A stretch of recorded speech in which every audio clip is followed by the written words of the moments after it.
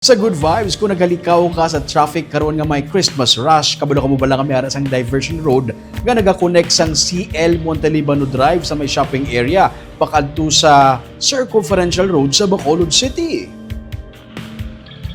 Sa tuanay kinahanglan mo pa magupod sa mahinay nga lakat sang trapiko kung peak hours sa CL Montelibano Drive pakadto sa Circumferential Road kung halin ka sa Nara Street sa Bacolod. Pero subong, pwede na maagyan ang Ferrer Street, IV Ferrer Street nga nagaangot sang Circumferential Road kag CL Montelibano Drive.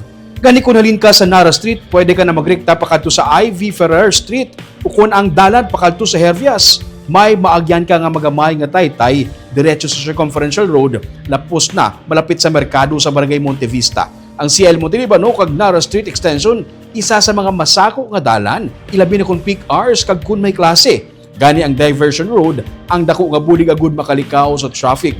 Sa bisperas, kag sa adlaw sa Pasko, ang Bacolod Transportation and Traffic Management Department ang nagtala na sang 150 ka mga traffic personnel agud magbulig sa mga motorista kag mapahagan-hagan na ginapaabot pagutok sang dalan sa syudad. Hindi pagkalimtan, kasamtang nagaparayon ang ginatawag nga Christmas rush, magbalon sa madamo nga pasensya kunyara ka sa dalanon.